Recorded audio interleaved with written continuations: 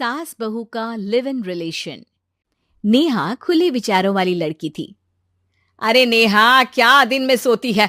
ससुराल में ऐसा नहीं चलेगा, वहां तो काम करना पड़ेगा। काम जितना काम होगा कर लूंगी माँ, पर अगर कोई ये कहे कि सारा आराम छोड़कर सिर्फ काम ही करना है तो ना भी ना, मुझे नहीं करनी शादी।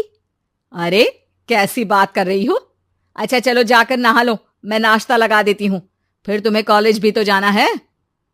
नेहा कॉलेज के लिए निकल जाती है। वो सोचने लगती है कि ससुराल में वो कैसे मैनेज करेगी।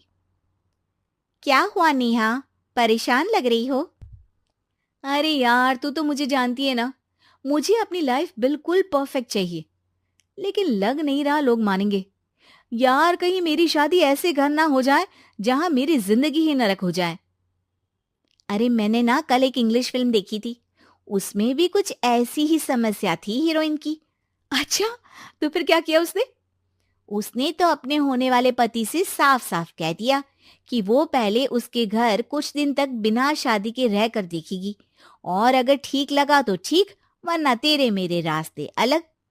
अरे हाँ यार, ये तो बिल्कुल सही आइडिया दे रही है तू मुझे। चल मैं तो चली, थैंक्स यार, तूने मेरी प्रॉब्लम सॉल्व कर दी।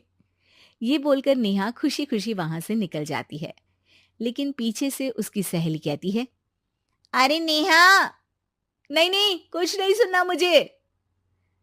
ये बोलकर वो वहां से चली जाती है। हे भगवान, पूरी बात सुने बिना ही चली गई। अरे वो तो विदेशी फिल्म थी, वहां सब चलता है, लेकिन ये तो भारत है, सभ्यता और संस्कारों वाला देश, जहां शादी से पहले लड़की को ससुराल में नहीं रखा जाता।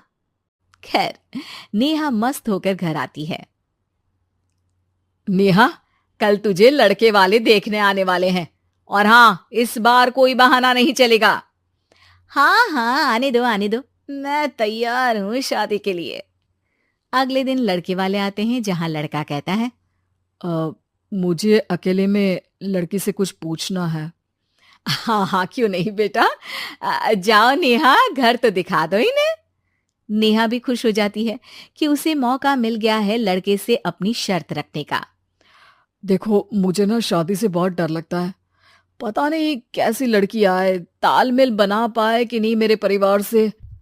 मैंने कई घरों में रोज का क्लेश होते देखा है। तुमने तो मेरे दिल की बात कर दी।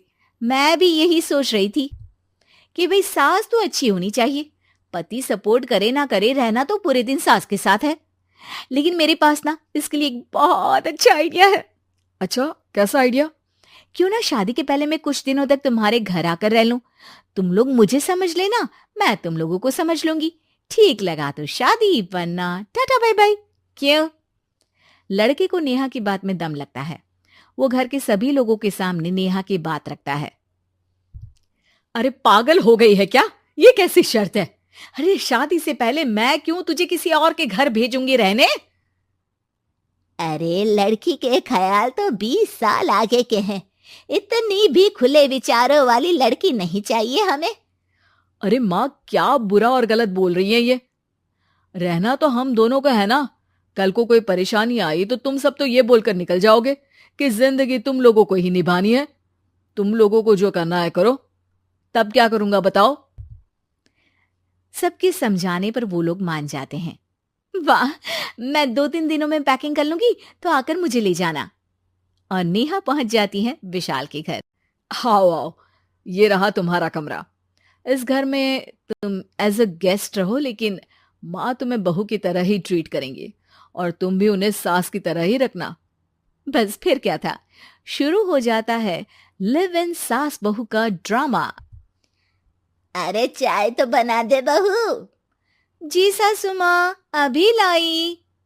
नेहा चाय लेकर आती है कि बस चाय लेकर आई हो, इसके साथ पकोड़े भी ले आती। लेकिन आपने तो बताया ही नहीं कि आपको चाय के साथ पकोड़े भी चाहिए। हाँ हाँ, अब तो पता चल गया ना। रात को खाना खाने के बाद नेहा किचन में खटर पटर कर रही होती है। क्या हो रहा है वहां नेहा? माँ जी, मैं ना रात को अदरक वाली चाय पीकर सोती हूँ, ये मेरी आदत है। अच्छा, तो जरा मेरे लिए भी बना देना। दोनों सास बहू रात को चाय पीती हैं। अगले दिन, नेहा, मैं मंदिर जा रही हूँ, मेरी साड़ी निकाल कर बेड पर रख दे। नेहा सास के लिए साड़ी निकाल कर रख देती है। वो देखती है कि उसके आने के बाद से सास ने घर का कोई भी काम करना छोड़ दिया है। यार मैं क्या करूं?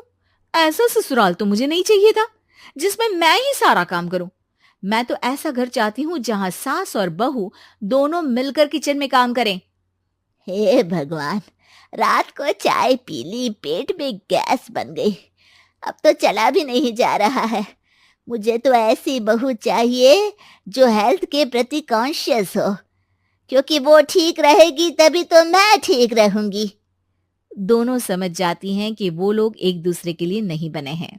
अगले दिन, नेहा, जरा चाय तो ले आना। नेहा चाय के साथ चिला भी बनाकर ले आती है। सास खा पीकर सो जाती है। अगली सुबह, तेरी बुआ सास आ रही है, उसे मैंने तेरे बारे में बताया है। तभी वहां गंवार से एक महिला आ जाती है। चलो यहां से निकलो, कुछ नहीं है खाने के लिए, जाओ। ए नेहा, तमीज से बात करो, ये मेरी ननद यानी आशीष की बुआ है। हाय रे दैया, इतनी आकड़ वाली लड़की! अरे यही है ना जो शादी से पहले ही आकर बस गई है यहाँ पर। बस नहीं गई हूं, बसना है या नहीं ये डिसाइड करने आई थी, लेकिन इन लोगों के रिश्तेदार इतने गंवार हैं तो मैं तो ना कर रही इस घर में शादी। अरे भाभी, और क्या कमी थी हमारे आशीष में जो आपने ऐसी लड़की की शर्तों को मान लिया? अरे वो तो आशीष के कहने पर मैं झुक गई, वरना ऐसी लड़की को तो मैं घर में घुसने भी ना दूं। ए हेलो, ऐसी लड़की कैसी लड़की? हाँ, बिना समझे बुझे शादी कर लूं? अब तो समझ गई ना कि हम लोग गांव के हैं। भाभी को खाट पर सोना और रिश्तेदारों का गांव से आना जाना तो लगा ही रहना है इस घर में। हाँ हाँ, मैं तो किसी मॉडर्न घर में शादी करूंगी। ये बोलकर नेहा वहां से चली जाती है। अपने घर में आकर नेहा कहती है, ना मां ना, लिव इन में रहकर देख लिया, ये गांव के लोगों का कोई भरोसा नहीं है।